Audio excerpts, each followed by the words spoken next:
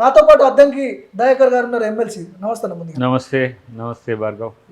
నిన్న జరిగిన ఆ మాటలన్నీ కూడా మీరు విన్నట్టున్నారు. ఏంటి కేటీఆర్ రెచ్చగొడుతున్నాడా, లేకపోతే రేవంత్ రెడ్డి ఫెయిల్ అవుతున్నాడా, జైలు పంపించే విషయంలో ఏం జరుగుతుంది, అసలు ఎందుకు వెనక అడిగేస్తున్నారు? అంటే జైలుకు పోయే సందర్భం ఉంటే వస్తే పోతారు. ఊరికనే మనం మాట్లాడినప్పుడల్లా పంపించాలంటే కూడా అది అయ్యేది కాదు కదా.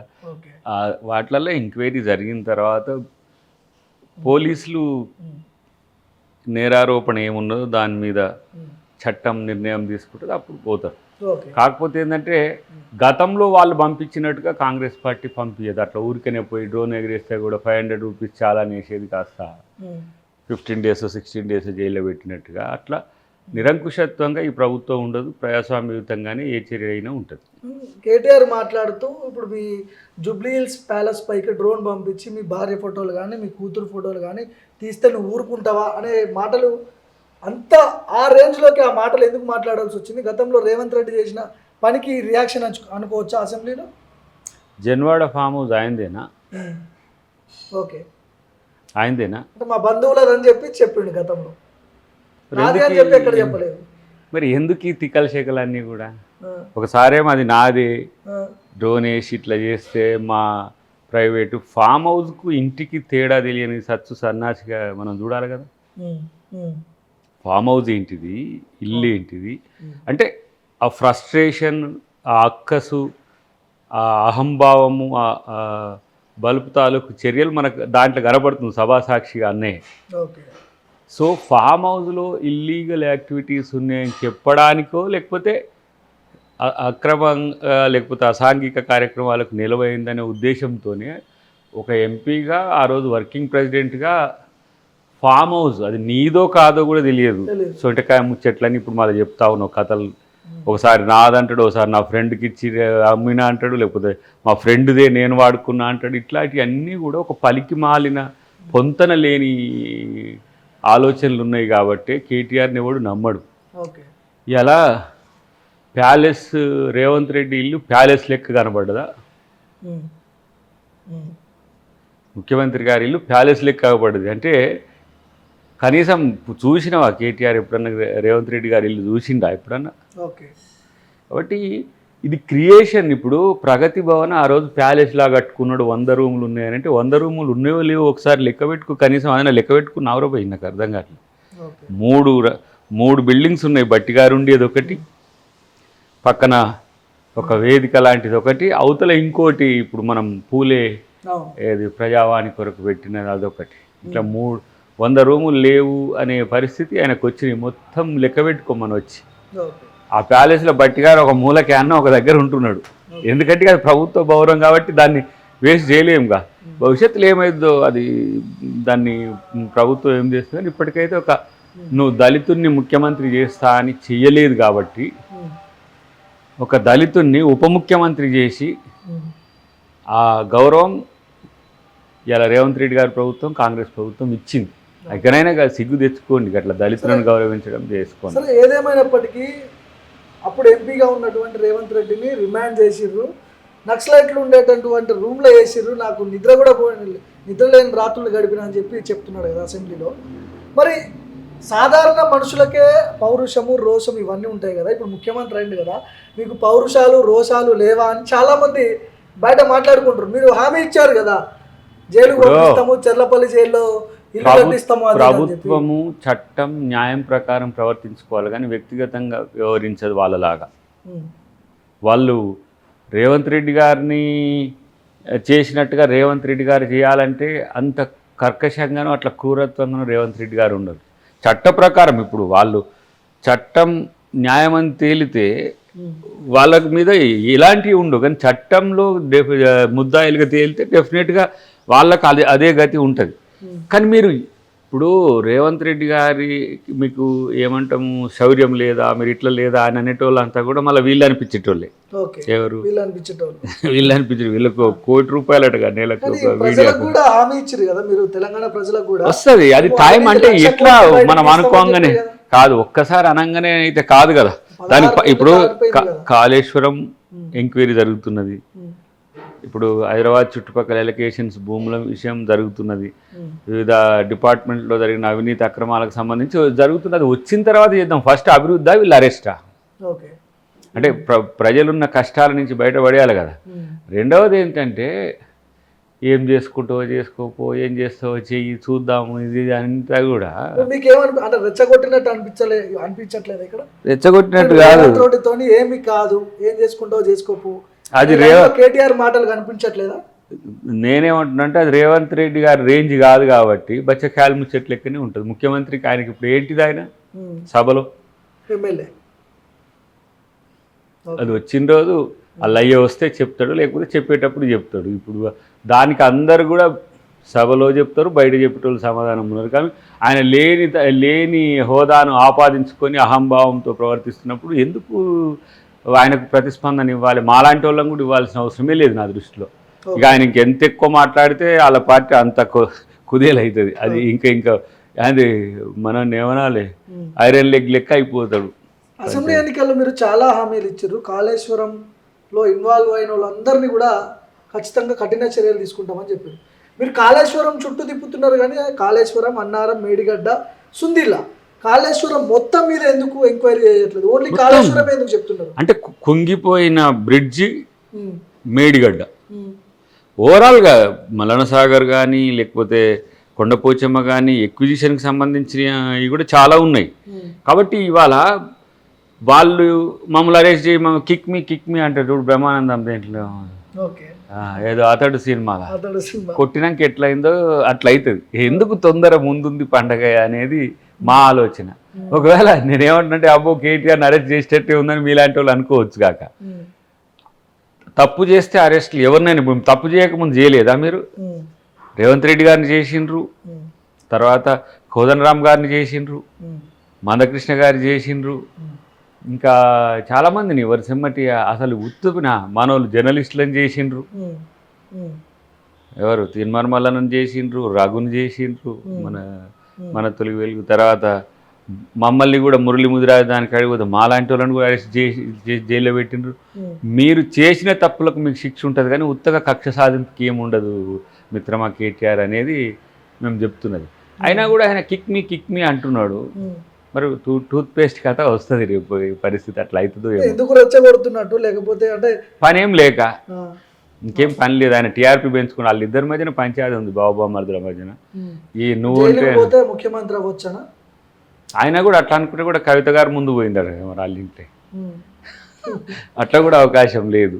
సరే పగటి కళలు అంటాడు, లేకపోతే ఇంకో అంటే ముఖ్యమంత్రికి ఇప్పుడు రాష్ట్రం తర్వాత అభివృద్ధి, సంక్షేమం, ఇతర సమస్యల మీద ఎక్కువ దృష్టి పెడతాడు. కానీ ఈయన మాట్లాడుతుంటే దీనికి స్పందించాలి, ఇట్లా చేయాలనేది కాకుండా మా ఎజెండాలో మేము ఉంటాం, వాళ్ళ గాయలు ఏం పడాల్సిన అవసరం లేదు. సందర్భం వచ్చినప్పుడు ఆయన కోరుకున్నది కూడా చేసేది. జరగాల్సిన డ్యామేజ్ జరుగుతుంది కదా. బయట గ్రామాల్లోకి పోతే మైక్ పెడితే ఎట్లా పడితే అట్లా తిడుతున్నారు, ముఖ్యమంత్రిని తిడుతున్నారు, కాంగ్రెస్ని తిడుతున్నారు, కరెంట్ రావట్లేదని చెప్తున్నారు, రుణమాఫీ కావట్లేదని చెప్తున్నారు, ఇది బీఆర్ఎస్ చేపిస్తుంది యూట్యూబ్ ఛానళ్ళని పెట్టి అని చెప్పి మీలాంటి వాళ్ళు వర్షన్. కానీ జరగాల్సిన డ్యామేజ్ జరుగుతుంది కదా ఇక్కడ. ఇప్పుడు ఒక 2-3 తెలియని ఏమంటాం ఛానల్స్ వ్యక్తులు చేస్తే డ్యామేజ్ అయ్యేంతటి బలహీనంగా లేము. ఇప్పుడు మీ టీవీ ఉంది, మన ఇద్దరం మాట్లాడేది మైక్ అనే ఒక లోగోతోని ఇది ప్రసారం అవుతుంది. ఇటు బ్లాకే ఉండొచ్చు కాక, ఇది ట్రాన్స్మిషన్ అయ్యేది ఎక్కడుందో భార్గవ్కి నేను ఎందుకు ఇంటర్వ్యూ చేయాలనో నాకు తెలుసు. వీళ్ళు లేని పదాలను అడిగి చెప్పించి చేస్తున్న ప్రయత్నాలు అందరూ గమనించింది ఇప్పటికే. మొన్న రేవతి తన్వి అంశంలో తెలిసిపోయింది. అంటే జర్నలిస్టిక్ వాల్యూస్ని కూడా పక్కన పెట్టేసి అలాంటి వాళ్ళను, రేవతి గారు నాకు తెలుసు ముందు నుంచి కూడా, ఆమె ఎలాంటి జర్నలిస్టు, మంచి విలువలున్న వాళ్ళను కూడా ఏ విధంగా దిగజార్చిండ్రో, ఇప్పుడు ఈ స్థితికి దిగజార్చిండ్రు. ఆమె నేను గతంలో వీళ్ళు మోజో టీవీ ఉన్నప్పుడు ఆమె మీద SC/ST అట్రాసిటీ చట్టం పెడితే నేను వాళ్ళకి మద్దతు ఇచ్చింది, మేము మాలాంటి వాళ్ళమంతా కూడా. ఆమె ఏం చేసిందని ఆమె మీద కేసు.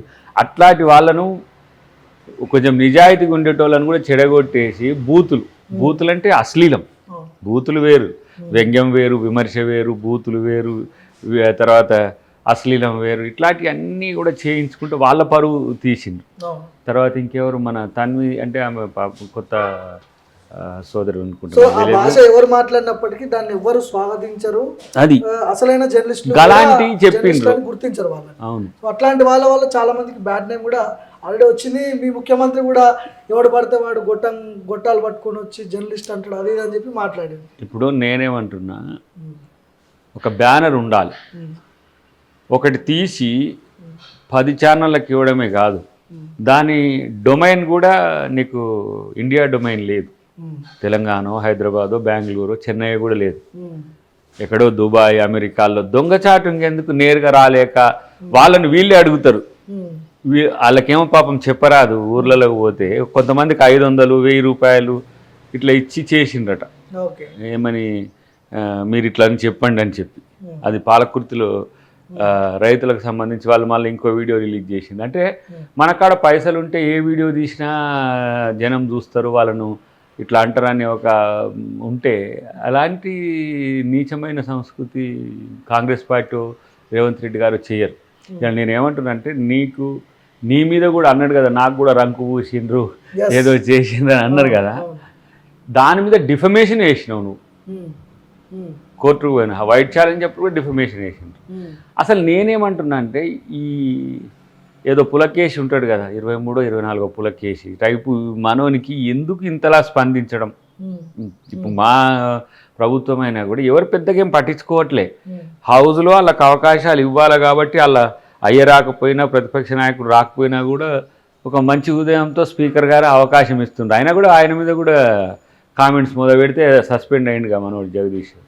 సో ఇలాంటి పరిస్థితులు తెచ్చుకోకపోతే మంచిది. ఇంకోటి, అన్నిటికంటే ముఖ్యంగా నేను ఒక మాట అయితే అనగలను, వాళ్ళ అయ్యకి ఈయననే ఏమంటారు మొత్తం డ్యామేజ్ చేసి పడేసేటట్టుంది. వాళ్ళ అయ్యన్న కొంచెం పరువుతో ఉన్నాడు, కానీ మనం పనితనం వల్ల పూర్తిగా అది నష్టపోతుంది అనేది నా యొక్క అంచనా, నా వ్యక్తిగత అంచనా కూడా.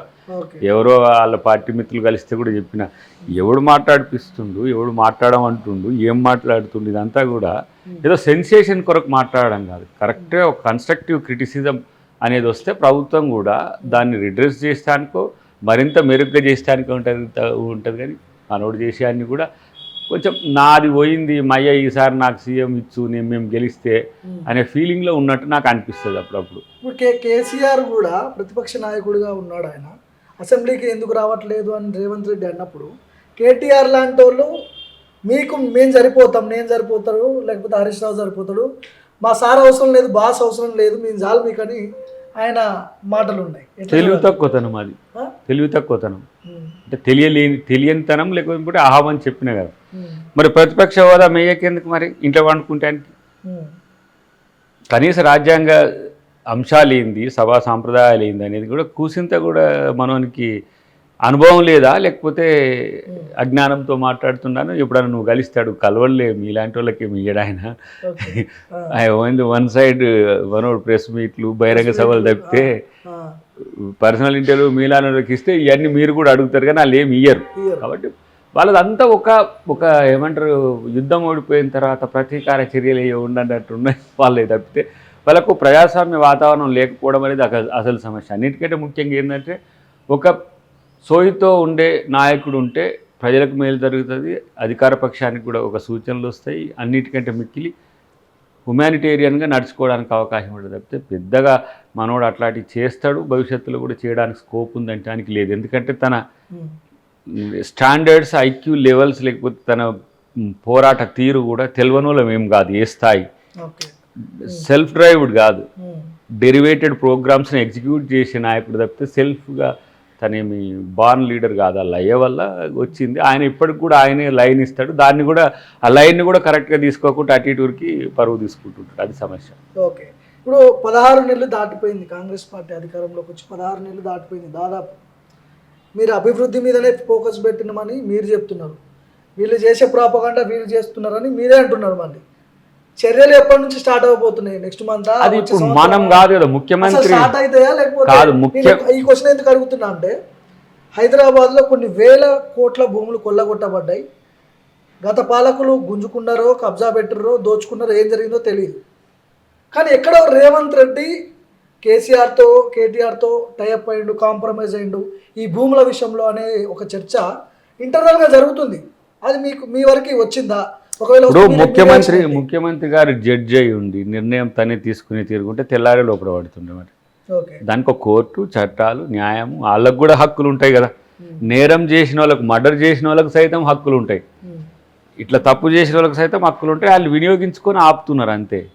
కాబట్టి రేపటి రోజున ఎప్పుడు అనే రోజు ఎన్నోళ్ళు వేచిన ఉదయం భవిష్యత్తులో వస్తుంది, ఏం కాదనేది నా అంచనా. అన్నిటికంటే ముఖ్యంగా ఏంటంటే ఇక ఇవన్నీ అంటగట్టేటోళ్ళు అటు ఇటు అనేటోళ్ళు అయితే కామన్గా ఉంటారు. కానీ ప్రభుత్వం అభివృద్ధి సంక్షేమం అనేది కాదు, అవినీతి మీద కూడా చాలా సీరియస్గా దృష్టి పెట్టిన పరిస్థితి నేను గమనిస్తున్నా. చూద్దాం రేపటి రోజున ఎట్లయితుందో. వాళ్ళు అన్నంత మాత్రాన రెచ్చిపోవాల్సిన అవసరం లేదు, వాళ్ళు అన్నంత మాత్రాన ఊకోవాల్సిన అవసరం కూడా. ఒక సీరియల్ ఎపిసోడ్ లా ఇది రన్ అవుతుంది కానీ అరెస్టు, కేటీఆర్, తిహార్ జైలు ఏదేదో మాట్లాడుతారు కానీ ఒక పులి స్టాప్ లేదు, అసలు ఇంకా స్టార్ట్ కాలేదు, ఎక్కడో కాంప్రమైజ్ నడుస్తుందని చర్చ వస్తుంది. ఉండదు. డెఫినెట్గా తొందరలోనే మీ అనుమానాలకు తెరబడే అవకాశం ఉంటుంది. అది ఎవరనేది కూడా మనం చెప్పలేము కదా. ఏ కేసు అనేది ఇప్పుడు ఏది ఎంక్వైరీలో, ప్రాసిక్యూషన్లో ఎవరు తేలుతారో ఏముంటుందో తెలిసేది కాదు. దాదాపు 1 to 8 అని అప్పుడు అనుకున్నారు. 1 నుంచి 8 వరకు కొంతమంది ఉంటారు. వాళ్ళు ఎవరెవరో పేర్లు ఎవరో మనకు కూడా దాంట్లో తేలేంత వరకు కూడా మనకు తెలియదు. కాబట్టి తొందరలోనే అవకాశం వస్తుంది. ఓకే. సో పూర్తి స్థాయిలో రుణమాఫీ జరిగిందని ముఖ్యమంత్రి వర్షన్. కొండారెడ్డి పెళ్ళికి పోదాం ఇద్దరం, ముఖ్యమంత్రి నేను ప్రతిపక్ష నాయకుడిని, ఇద్దరం కలిసి పోదాం, రెడీగా ఉన్నారా అని చెప్పి సవాల్ విసురుతున్నాడు. మీరు రెడీగా ఉన్నారా కొండారెడ్డి పెళ్ళి రావడానికి? నేను ఒకటి చెప్పనా, లేకపోతే అద్దంకి దాయకరా ఎవరో ఒకళ్ళు. నేను ఒక మాట నేను కూడా అంట. సవాల్ ఏంటంటే అక్టోబర్ 2022లో మీరు 99,000 వరకు రుణమాఫీ చేసిండ్రు కదా.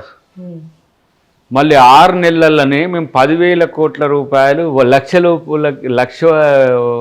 రుణం ఉన్న వాళ్ళకి ఎందుకు చేయాల్సి వచ్చింది? అక్టోబర్ 22 కదా, 2022 కదా, ఎలక్షన్ల ముందే కదా వాళ్ళు. నవంబర్, డిసెంబర్ ఎలక్షన్, అక్టోబర్లో వాళ్ళు రైతు రుణమాఫీ చేస్తే ఓట్లు పడతాయని 19,000 కోట్లు ఎంతో తెచ్చి రుణమాఫీ చేసిండ్రు. ఎంతమందికి మొత్తం చేసింది? వాళ్ళు లక్ష లోపలకని చేసిండ్రు. ఫిగర్ కూడా రైతులు ఎన్నో కుటుంబాలకు చేసినామని అన్నారు. మరి ఒకవేళ మీరు అదే కనుక చేస్తే 6 నెలల్లోనే మళ్ళీ 10,000 కోట్లు మేము ఎందుకు లక్షలోపు రుణమాఫీ ఎట్లా చేయాల్సి వచ్చిందంటే మీరు 100% అయిందా? ఇప్పుడు 21,000 కోట్లు అయినాయి అన్నాం. మనం ఎలకేట్ చేసింది 32,000 కోట్లు. అంటే దాదాపు 65 to 70% ఇచ్చినట్టుగానే. కొన్ని ప్రాంతాల్లో ఎక్కువైనాయి, కొన్ని ప్రాంతాల్లో తక్కువైనాయి. జరుగుతూనే ఉన్నదని తెలిసినాక ఇలాంటి పనికి వాళ్ళ క్వశ్చన్లు వేస్తే ఏం లాభం? 21,000 కోట్లు 21,000 కోట్లే ఇప్పుడు మనం రైతులకు ఇచ్చినామని చెప్పినాం కదా. మీలాగా పంజాబ్ రైతులకు లేకపోతే ఇక్కడ ఎవరో ఉండగా కర్ణాటక వాళ్ళకు ఇవ్వలేదు కదా కాంగ్రెస్. ఇక్కడ తెలంగాణ రైతులకే ఇచ్చినాం కదా.